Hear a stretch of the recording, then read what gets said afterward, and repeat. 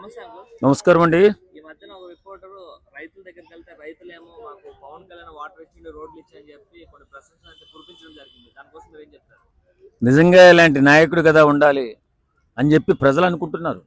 వాస్తవం ఎక్కడ ఏ సమస్య ఉన్నా రాష్ట్రం మొత్తం మీద ఆపదలు ఆదుకునే ఆపద్ బాంధవులాగా ఉన్నాడు పవన్ కళ్యాణ్ గారు. నిజంగా ప్రతి ఒక్కరూ ప్రతి నియోజకవర్గంలో ఉన్నటువంటి ప్రజలు కూడా మాకు ఇలాంటి ఎమ్మెల్యే ఉంటే బాగుండు అని చెప్పి అనుకుంటున్నారు. అంత అద్భుతంగా రాష్ట్రం మొత్తం పనిచేయడమే కాకుండా పిఠాపురంలో బ్రహ్మాండమైన పనులు చేసుకుంటూ ఈవేళ పిఠాపురానికి పెద్ద కొడుకుగా అక్కడ ఉన్నటువంటి కష్ట నష్టాలు తీర్చుకుంటూ ముందుకెళ్తున్నాడు పవన్ కళ్యాణ్ గారు.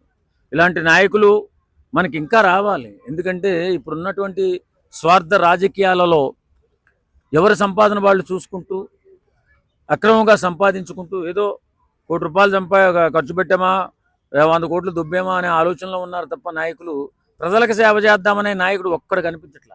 కానీ ఈవేళ దేశం మొత్తం మీద ప్రతి ఒక్కరి చూపు కూడా పవన్ కళ్యాణ్ గారి వైపు పడింది.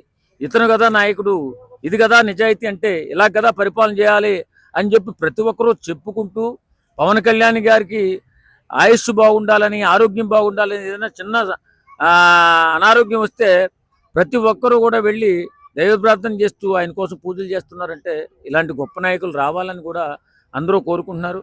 వేళ పిఠాపురం పెద్ద కొడుకు పవన్ కళ్యాణ్ గారు అందరికీ అండగా నిలబడుతూ అందరి హృదయాలని దోచుకున్నటువంటి వ్యక్తి ఎవరైనా ఉన్నారంటే పవన్ కళ్యాణ్. అదే కాకుండా రాష్ట్రంలో ఏ సమస్య ఉన్నా మొన్న ఏలూరు ప్రభుత్వ డిగ్రీ కళాశాలకి కోట్ల రూపాయలు తీసుకొచ్చి పెట్టి అది కూడా బాగు చేసే కార్యక్రమం చేశారు. ఎవరు ఏ కష్టమున్నా చెప్తే చాలు.